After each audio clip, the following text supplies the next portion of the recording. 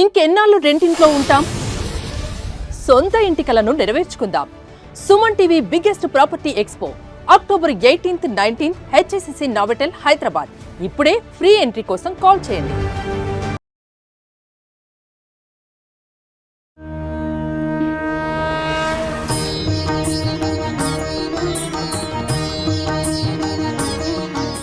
అందరికీ నమస్కారం. సుమన్ టీవీ ప్రేక్షకులకు స్వాగతం. జనరల్ గా భక్తి అనంటే అదేదో చాలా పెద్ద డెఫినేషన్ అన్నట్టు, దేవుడికి పూజ చెయ్యాలి అనంటే అది చాలా కాంప్లికేటెడ్ ప్రాసెస్ అన్నట్లు, మనం కొన్ని విషయాలని చాలా ఎక్కువగా ఆలోచించి అమ్మో వీటికి మనం దూరంగా ఉంటే మంచిదేమో అన్న స్థాయికి వెళ్ళిపోతూ ఉంటాం. కానీ ఆ దేవుడికి పెద్ద పెద్ద ప్రోటోకాల్స్ లాగా ఫాలో అవ్వాల్సిన వాటి కన్నా మనసు నిండా భక్తితో ఆ స్వామిని కొలిస్తే తప్పకుండా మనల్ని వింటాడు, మనల్ని కూడా ఆయన చక్కగా చూసుకుంటాడు అనేది మాత్రం ఒక బేసిస్ లైన్. సో దీనికి సంబంధించి ఈరోజు మనతో పాటు డివోషనల్ గెస్ట్ ఇలాంటి ఆధ్యాత్మిక సమాచారాన్ని చాలా సులభతరంగా మనందరికీ అర్థమయ్యే విధానంలో ఎక్స్ప్లెయిన్ చేయడానికి మనతో పాటు మాట్లాడడానికి ఉన్నారు శ్రీ వైష్ణవ సిద్ధాంత ప్రవర్తకురాలు పద్మజ రామానుజదాస్ గారు. నమస్తే పద్మజ గారు. నమస్తే అండి. ఎలా ఉన్నారు? బాగున్నాం, ఆచార్య అనుగ్రహంతో క్షేమం. మీరంతా ఎలా ఉన్నారు? చక్కగా ఉన్నాను, ఆ దేవుడి అనుగ్రహంతో అందరం చక్కగా ఉన్నాం. Thank you. Me YouTube channel చూస్తూ ఉంటాము. మన విజయవాడకి సంబంధించి ఏ నలుగురు ఆడవాళ్ళు కలిసినా భక్తికి సంబంధించి ఎలాంటి టాపిక్ వచ్చినా అందరూ ముక్త కంఠంతో మాట్లాడేది పద్మజ గారు. ఆవిడని అడగాలి, ఆవిడతో మాట్లాడితే బోలెడంత మనకి జ్ఞానం వస్తుంది అని మీ గురించి అలా చెప్పగా ఫైనల్లీ మిమ్మల్ని రీచ్ అవ్వగలిగాను. మీతో కలిసి ఇవాళ షో చేయగలుగుతున్నాను. చాలా చాలా చాలా సంతోషంగా ఉంది. అదంతా వాళ్ళ అభిమానం, పైన ఆచార్యుల అనుగ్రహం. పద్మజ గారు, ముందర ఒక రెగ్యులర్ డివోషనల్ సిరీస్ మనం ప్రారంభిస్తున్నాం ఇవాళ. తప్పకుండా ఆడియన్స్ కి మిమ్మల్ని సుమన్ టీవీలో చూడడం ఇదే ప్రథమం కాబట్టి అసలు మీ గురించి తెలుసుకోవాలనుకుంటున్నాను. మీరు ఎక్కడి నుంచి వచ్చారు, మీరు ఏం చేస్తూ ఉంటారో నాకు తెలుసు, కానీ ఆడియన్స్ అందరికీ కూడా మిమ్మల్ని కాస్త పరిచయం చేయడానికి మీ గురించి తెలియజేయమని అడుగుతున్నాను. తప్పకుండా అండి. నా పేరు పద్మజ రామానుజదాసి. అంటే పద్మజ నా ఒంటి పేరు. మా ఆచార్యులు అంటే మాకు సంవత్సరం అయిన తర్వాత పంచ సంస్కారాలు అనుగ్రహింపబడిన తర్వాత మేము రామానుజదాసి లేదా రామానుజదాసన్ మగవారైతే లేదా రామానుజదాసుడు అని పిలువబడడం సంప్రదాయం. అందుకోసం పద్మజ రామానుజదాసి అంటూ నా ఐడెంటిటీ చెప్పుకోవటం అది నాకు అలవాటైపోయింది.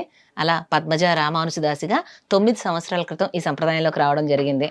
శ్రీ వైష్ణవ సంప్రదాయం అంటే చాలా ఆసక్తి కలిగి మా అమ్మగారి ద్వారా ఈ సంప్రదాయంలోకి వచ్చాను. శ్రీ శ్రీ శ్రీ త్రిదండి చిన్న శ్రీమన్నారాయణ రామానుజ జీయర్ స్వామి వారి శిష్యురాల్ని. వారి ద్వారా పంచ సంస్కారాలు పొందబడ్డాను. అంటే పంచ సంస్కారాలు అంటే తాపహ పుండ్ర తదా నామో మంత్ర యాగశ్చ పంచమహ అంటారు. శంఖ చక్రాలు తాపడం చేయబడడం అంటారు. మీకు ఐడియా ఉండే ఉంటుంది.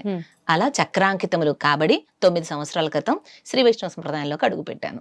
ఈ 9 సంవత్సరాలుగా అడుగుపెట్టిన మొదటి సంవత్సరం నుంచి ఆచార్యుల అనుగ్రహంతో మా ఆచార్యులు వారి ఆజ్ఞగా ప్రవచనాలు చెప్పడం ప్రారంభం చేయడం జరిగింది. ఆచార్య శ్రీహస్త పరికరంగా మాత్రమే. అంటే ఏంటండి? అంటే నేనేదో పెద్ద ఆచార్యురాల్ని కాదు. మా ఆచార్యుల వారి యొక్క శ్రీహస్తం అంటే చేతి పరికరంగా. ఇప్పుడు ఈ మైక్ ఇచ్చారు మీరు నాకు. ఈ మైక్లో కరెంట్ ఉన్నంతసేపు ఇది పనిచేస్తుంది. ఫర్ ఎగ్జాంపుల్ కరెంట్ కాకపోతే బ్యాటరీ అయిపోతే ఆగిపోతుంది. అలాగే మా ఆచార్యులు నా ద్వారా ఏం పలికిస్తారో అది పలుకుతాను. అంతవరకే. నా అంతటా నేను చెప్పేది కాదు. నేను చెప్పే ఏ మంచిదైనా మా ఆచార్యుల అనుగ్రహం. నేను చెప్పే దాంట్లో ఏ దోషం ఉన్నా అది నాది. ఎంత బాగా చెప్తున్నారు. సో మంచి చెప్పేదంతా ఆచార్య అనుగ్రహం. ఏదన్నా పొరపాట్లు అక్కడ ఇక్కడ జరిగితే అది మాత్రం కంప్లీట్ గా నావే. ఎంత బాగా చెప్తున్నారు. సో అసలు ఈ వైష్ణవ సాంప్రదాయం గురించి అంటే అసలు ఎలా ఉంటుంది? వైష్ణవ సాంప్రదాయం అంటే అది విడిగా ఉంటుందా? వైష్ణవ సాంప్రదాయానికి సంబంధించినటువంటి బేసిక్స్ ఆల్ నుంచి అసలు అవి ఎలా ఉంటాయో కూడా మాకు తెలియదు. మీరు చెప్తే తెలుసుకుందాం అనుకుంటున్నాం. తప్పకుండా అండి. శ్రీ వైష్ణవ సంప్రదాయం అంటే ఏదో అందనటువంటిది, లేకపోతే బ్రహ్మ పదార్థం అనుకుంటారు.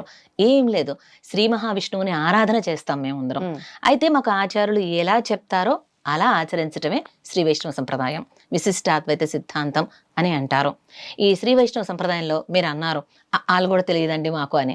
ఈరోజు ఎందుకు మొదటి ఎపిసోడ్ కదా, ఆ నుంచే ప్రారంభం చేద్దాం. శుభం. తెలుగు అక్షరాలకి మూల కారణం ఆ రెండిటితో ప్రారంభం చేద్దాం. ఆ అంటే అచ్యుతుడు, ఆ అంటే ఆచారుడు. అచ్యుతుడు గురించి ముందుగా తెలుసుకుందాం. అచ్యుత నచ్యుత అంటారు. ఒక్కసారి ఆయన పాదాలు పట్టుకొని పరిపూర్ణ భక్తి విశ్వాసాలతో ఆశ్రయించామంటే ఇక ఆయన వదలడు. నచ్యుత, వదిలే ప్రసక్తే లేదు. మనం ఆ స్వామి పాదాలను ఆశ్రయించటమే ఆలస్యం. ఆయన ఒక్కసారి మనం అడుగు పెట్టామా ఆయన శ్రీ సన్నిధిలో, ఆయన శ్రీపాదాలు పట్టుకున్నామా, ఇక ఆయన తప్పకుండా మనల్ని కటాక్షిస్తాడు. అందుకనే అకారార్థో విష్ణు అంటారు. మీరు ఉదాహరణకి చూడండి, ఏ అక్షరమైనా ఆ అక్షరంలో ఆ ఉంటుంది. అచ్చులు హల్లులు తెలుగులో, అవునా? క ఖ గ ఘ క అ వస్తుందా? ప్రతి అక్షరంలో ఆ ఉంటుంది. అంటే అక్షరాలన్నింట్లో కూడా అకారం శ్రీ మహావిష్ణువు. అబ్బా! అలాగే సమస్త ప్రాణులలో కూడా ఆ స్వామి అంతర్యామిగా వేంచేసి ఉంటాడు, వ్యాపించి ఉంటాడు, అంతటా ఉంటాడు ఆ స్వామి. అటువంటి ఆ స్వామిని మనం ఆశ్రయించాలి. ఎలా ఆశ్రయించాలి? మీరు రోజు పూజ చేస్తారా? ఎలా చేస్తారు? ఎలా చేస్తాము అన్న దాంట్లో ఎన్ని డౌట్లు అంటే 2 ఒత్తులతో దీపారాధన చేయాలా, 3 ఒత్తులతో దీపారాధన చేయాలా? అది అసలు సెకండరీ. నేను అడిగే పాయింట్ ఏంటంటే, మీరు నమ్మకంతో చేస్తారా, విశ్వాసంతో చేస్తారా? దేవుడు ఉన్నాడు అని నమ్ముతాను, దేవుడి పట్ల విశ్వాసం ఉంది, 2 ఉన్నాయి. అసలు రెండిటికి వ్యత్యాసం ఎప్పుడైనా మీరు ఆలోచించారా? నమ్మకం వేరు, విశ్వాసం వేరు. ఒక చిన్న ఉదాహరణతో చూద్దామా? ఒక గారడీవాడు ఉన్నాడు. అటువైపు ఒక పోలు, ఇటువైపు ఒక పోలు పెట్టి మధ్యలో ఒక ఫ్లోర్ నుంచి 10 feet ఎత్తులో ఒక రోప్ కట్టాడు. ఈ పోల్ నుంచి ఆ పోల్కి తాను ముందుగా నడిచాడు గారడీవాడు. చుట్టూ జనం చూస్తూనే ఉన్నారు. ఆహా, భలే ఉంది భలే ఉంది అని చప్పట్లు కొట్టారు. ఆ తర్వాత ఆ గారడీవాడు చేతిలో ఒక కర్ర పట్టుకున్నాడు. అదే రోప్ మీద అట్నుంచి పడిపోకుండా బ్యాలెన్స్ చేసుకుంటూ కర్రని చక్కగా అవతలకి చేరిపాడు. మళ్ళీ చప్పట్లు కొట్టారు. తర్వాత ఆ గారడివాడు ఒక చిన్న పిల్లవాడు, వాళ్ళ బ్యాచ్లో వాళ్ళు ఒక బాబుని ఎత్తుకుని ఇట్నుంచి అటుకి అలా నడిచారు. చుట్టూ చూస్తున్న వాళ్ళందరూ చప్పట్లు కొట్టారు. బాగుంది. అప్పుడు గారడివాడు అడిగాడు, మీరందరూ ఇప్పుడు చూశారుగా, 3 సార్లు చూశారు. నేను నడిచాను, కర్ర పట్టుకొని నడిచాను, పిల్లవాడిని పట్టుకొని నడిచాను. మీకు అందరికీ నమ్మకం వచ్చిందా అంటే, ఓ యా బాగుంది బాగుంది అంటూ అందరూ హుషారుగా అతన్ని ఎంకరేజ్ చేశారు. తర్వాత నా పిల్లవాడిని కాదు, మీ దగ్గర ఉన్నటువంటి ఒక పిల్లవాడిని ఇవ్వండి. వచ్చిన వాళ్ళల్లో ఒక బాబుని ఎత్తుకొని ఒక ఆవిడ కనపడింది, మీ బాబుని ఇవ్వండి, నేను ఎత్తుకొని ఇటు నుంచి అటు నడుస్తానన్నారు. ఆమె ఇవ్వలేరు, భయపడింది. నమ్మకం వేరు, విశ్వాసం వేరు. ఆయన పడిపోకుండా ఇటు నుంచి అటు నడుస్తాడని నమ్మింది, కానీ తన బాబుని ఇవ్వాలనేటప్పటికీ విశ్వాసం కలగలేదు. నమ్మకాన్ని మించి సెకండ్ స్టేజ్ ఏదైతే ఉందో అదే విశ్వాసం. మనం అందరం భగవంతుడు ఉన్నాడు అని నమ్ముతాం, కానీ ఆయన ఎల్లవేళలా మనల్ని రక్షిస్తాడు అని విశ్వాసం మన మనసుకు కుదరాలి. ఆ విశ్వాసంతో మనం పూజ చేయాలి. ఏదో ఒక శక్తి మనల్ని నడిపిస్తుందని ప్రతి ఒక్కళ్ళు నమ్ముతారు. సంప్రదాయం ఏదన్నా కావచ్చు, భగవంతుడు అనేవాడు ఒకడున్నాడు, ఆయన మనందరినీ నడిపిస్తున్నాడు అని అందరం నమ్ముతాం. కానీ ఆ నమ్మకానికి మించి విశ్వాసం అనేది మనలో ఎప్పుడైతే జత చేరుతుందో అప్పుడు భగవంతుణ్ణి మనం పరిపూర్ణంగా శరణాగతి చేయగలుగుతాం. శరణాగతి అంటే ఏంటి? Complete surrender. చేతులు ఎత్తేసేయాలి. నాకు నేను రక్షకుణ్ణి కాదు, నాకు వేరెవరూ రక్షకులు లేరు, నాకు నీవే రక్షకుడివి అని పరిపూర్ణమైన విశ్వాసంతో ఆ స్వామిని ఆశ్రయించాలి. అయితే మనలో కొంతమందికి విశ్వాసం ఉంటుంది, కానీ అమ్మో నేను చేసిన తప్పులే ఉన్నా చూసి స్వామి నన్ను అనుగ్రహిస్తాడో లేదో అనేటువంటి ఒక చిన్న సంశయం అయితే ఉంటుంది.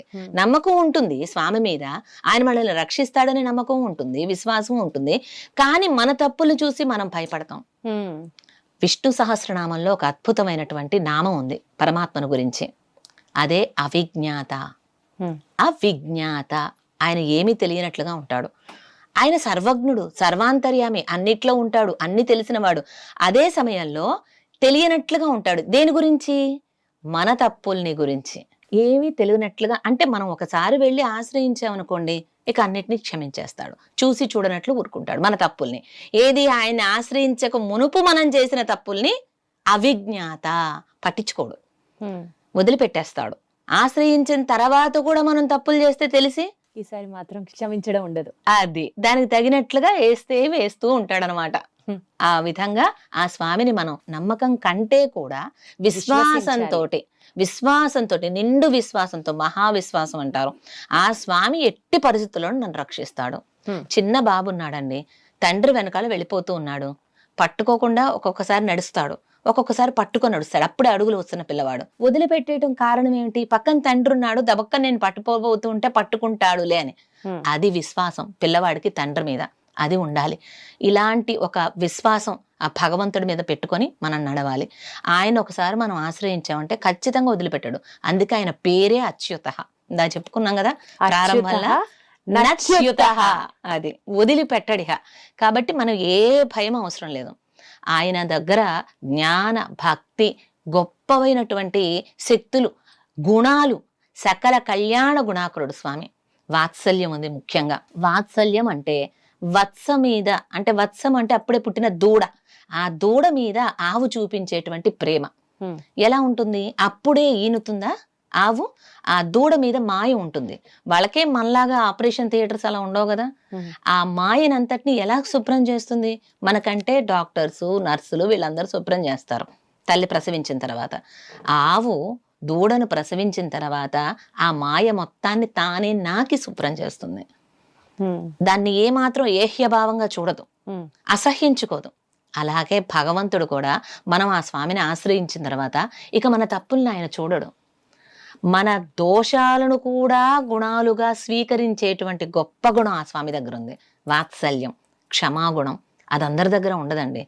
ఒక తప్పు చేశామంటే నువ్వు చేసావు ఒకటికి 4 సార్లు తిప్పుతూ ఉంటాం మనం. అయితే ఆ స్వామి దగ్గర ఆ గుణం లేదు. వాత్సల్యం ఉంది, మనం చేసిన తప్పుల్ని క్షమిస్తాడు. స్వామిత్వం ఉంది ఆ స్వామి దగ్గర. ఆయన స్వామి, మనమందరం ఆయన సొత్తు. సొత్తుని కాపాడుకునే బాధ్యత ఆయనదేగా మరి కదా. ఖచ్చితంగా ఆ నమ్మకం, ఆ విశ్వాసం మనం పెట్టుకోవాలి. అది ఇప్పుడు మీరే ఉన్నారండి, బ్యాంకుకి వెళ్ళారు, క్యాష్ తీసుకొని వస్తున్నారు. ఆ క్యాష్ బ్యాగ్ ఏదో ఫోన్ వచ్చింది, మాట్లాడుతూ ఏదో సంథింగ్ ఎవరో వచ్చి పలకరించారు, క్యాష్ బ్యాగ్ కింద పెట్టారు, ఫోన్ మాట్లాడుతూ వెళ్ళిపోయారు. ఆ బ్యాగ్ ఏమన్నా నన్ను తీసుకొని నన్ను మర్చిపోయావు దీప్తి అని అడుగుతుందా? మీ బాధ్యత, మన బాధ్యత. ఆ క్యాష్దే ఉండదు. అలా మనం కూడా ఒక ఎలా అంటే అచైతన్యంగా పడి ఉండాలి. ఆ స్వామి మనల్ని అనుగ్రహిస్తాడు అంటూ, చైతన్యం ఏమీ లేనట్లుగా. అప్పుడు ఆయన తప్పకుండా మనల్ని అనుగ్రహిస్తాడు. అది ఆ స్వామి చేసేటువంటిది. అలాగే ఈ అచ్యుతుణ్ణి ఎలా ఆశ్రయించాలి? మనందరికీ కొన్ని సందేహాలు వస్తుంటాయి. మీరు అన్నట్లుగా ప్రతిదానికి సందేహమే. పూజలో ఎన్ని దీపాలు పెట్టాలి, ఆ దీపారాధన వెలుగు ఆ స్వామి వైపు ఉండాలా, ఇటువైపు తిప్పాలా, ఏ డిరెక్షన్ లో పెట్టాలి, ప్రతిదీ సందేహం. ఈ సందేహాలని నివృత్తి చేయాలంటే ఎలాగా? ఎవరినైనా వెళ్ళి అడిగామనుకోండి, ఒక్కొక్కళ్ళు ఒక్కొక్క రకంగా చెప్పచ్చు. ఫర్ ఎగ్జాంపుల్, మిమ్మల్ని అడిగితే మీరో రకంగా, నన్ను అడిగితే నేనో రకంగా. అలా కాదు. ఎవరిని అడగాలి? సరైనటువంటి ఆచారుని అడగాలి. ఆ అచ్యుతుడిని చూపించేటువంటి మార్గం ఆచారుడి దగ్గర ఉంటుంది. అందుకనే ఆచారుని ఆశ్రయించాలి. సంప్రదాయం ఏదైనా కానీ ఆచారుడు లేనిదే ఆత్మకు ఉజ్జీవనం లేదు. ఉజ్జీవనం అంటే ఉత్ ప్లస్ జీవనం. ఉత్ అంటే ఊర్ధ్వ దిశగా, జీవనం అంటే మార్గం సాగించడం. ఈ జీవుడు పడిపోయిన తర్వాత, శరీరం పడిపోయిన తర్వాత స్వామి దగ్గరకు చేరుకోవాలంటే ఉజ్జీవనం కలగాలి ఆత్మకు. అది ఎలా సాధ్యం అవుతుంది అంటే ఖచ్చితంగా ఒక ఆచారుని ఆశ్రయిస్తేనే. ఆ ఆచారుడు చెప్తారు ఇలా చేయాలి, అలా చేయాలని. మనం తెలుసో తెలియకో చేసినటువంటి తప్పులన్నీ కూడా ఆచారుడు తన మీద వేసుకొని మనల్ని ఆ స్వామిని ఆశ్రయింపజేస్తాడు. అందుకోసం ఖచ్చితంగా ఒక ఆచారుని ఆశ్రయించి ఆ అచ్యుతుని యొక్క శ్రీపాద పద్మాలు గనక మనం పట్టుకున్నట్లయితే తప్పకుండా ఆత్మకు ఉజ్జీవనం లభిస్తుంది. ఇదే పద్మజ గారు, అసలు ఆచార్యుడిని మనం ఎందుకు అప్రోచ్ అవ్వాలి? ఏం నేర్చుకోవాలి? ఏమిటంటే ఆచారుని ఆశ్రయించడం ద్వారా ఆ అచ్యుతుని యొక్క సమాశ్రయడం సుకరం అయిపోతుంది, ఈజీ అవుతుంది అనమాట. ఎలా అంటే, ఫర్ ఎగ్జాంపుల్, ఒక చిన్న గుట్ట ఉంది, ఇంకొక పక్కనే ఇంకొక గుట్ట ఉంది. ఈ గుట్ట మీద ఉన్న ఒక చీమ ఆ గుట్ట మీదకి వెళదాం అనుకుంది. చీమ అంటే ఎంత ఉంటుంది? అల్పాయుష్. దాని జీవన ప్రమాణం చాలా తక్కువ ఉంటుంది. దాని జీవన ప్రమాణానికి తగినట్లుగా అది ఈ గుట్టంతా దిగి ఆ గుట్ట మీద ఉన్న తన స్నేహితులు చేరుకోవటానికి ఈ లోపే అది మరణించవచ్చును కూడా. ఏం చేసింది ఈ చీమ? ఒక ఆలోచన చేసింది. ఇదే గుట్ట మీద ఒక సింహం ఉంది. ఈ చీమ వెళ్ళి ఆ సింహాన్ని ఆశ్రయించుకుంది. అంటే దాని మీదకి ఎక్కి కూర్చుంది. తెలియలే సింహానికి. పాక్కుంటూ సింహం మీదకి వెళ్ళిపోయింది. సింహం పెద్ద ప్రాణి. ఈ గుట్ట మీద నుంచి ఆ గుట్ట మీదకి ఒక్క పంజా ఇట్లా వేసి ఇట్నుంచి అటుకి అమాంతం ఎగిరి దూకేసింది. అప్పుడు చీమకేమైంది? సునాయాసంగా సింహాన్ని ఎక్కటం ద్వారా ఈ గుట్ట నుంచి ఆ గుట్టకు వెళ్ళిపోయింది. అలాగే జీవుడు కూడా ఈ లీలా విభూతి, కింద ఉండేదంతా లీలా విభూతి అంటారు, సంసార మండలం. పైన పరమాత్మ ఏం చేసి ఉంటాడు. ఇక్కడి నుంచి అక్కడికి ఆ స్వామిని చేరుకోవటానికి మన వల్ల కాదు, ఒకళ్ళ వల్ల. చీమ ఎలా అయితే సింహాన్ని ఆశ్రయించుకొని సునాయాసంగా ఈ గుట్ట నుంచి ఆ గుట్టకి చేరిందో, జీవుడు కూడా ఒక ఆచారుడు అనేటువంటి సింహాన్ని ఆశ్రయించుకుంటే ఆయన పాదాల చిటికెన వేలుకుండేటువంటి ధూళికణంగా మారైనా సరే ఈ లీలా విభూతి నుంచి అమాంతం ఆ పైన స్వామి ఉన్న పరమపదానికి చేరుకోవచ్చు.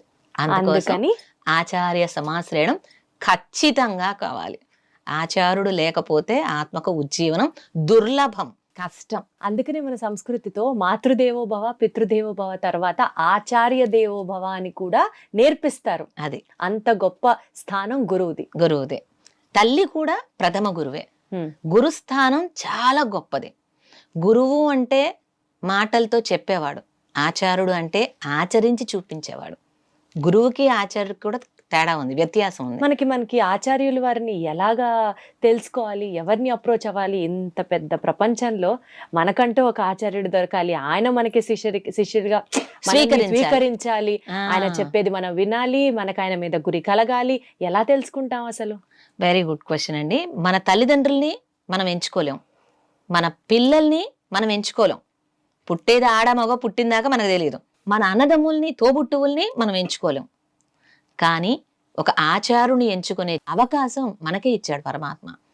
మనసు పెట్టి మనం గనక చూసినట్లయితే మన సమకాలీనంలో ఉన్నటువంటి ఆచారుల్లో ఒక గొప్ప ఆచారుడు, సదాచారుడు ఎవరు అనేది మనం వారిని గురించి బాగా చూసి వారిని ఒక ఆశ్రయించి వారి ద్వారా సమాశ్రయణాలు పొంది అప్పుడు స్వామిని ఆశ్రయిస్తే చాలా సులభంగా ఉంటుంది ఇది.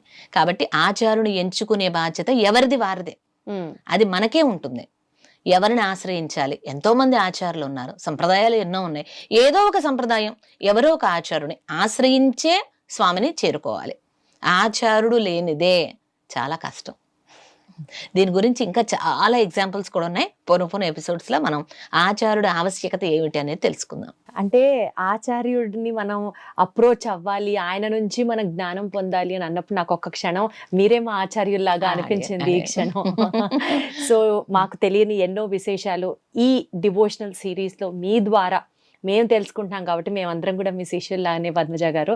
సో మీరు ఇంకా ఇలాంటి వాల్యుబుల్ ఇన్ఫర్మేషన్ ఆధ్యాత్మికానికి సంబంధించి, వైష్ణవిజంకి సంబంధించి మాతో పంచుకుంటారని మనస్ఫూర్తిగా కోరుకుంటూ ఈ ఎపిసోడ్ ఆఫ్ వైష్ణవిజం తెలుసుకున్నాం కాబట్టి ఇది ఇలాగే ముందుకి కొనసాగిద్దాం. నమస్కారం. నమస్తే అండి.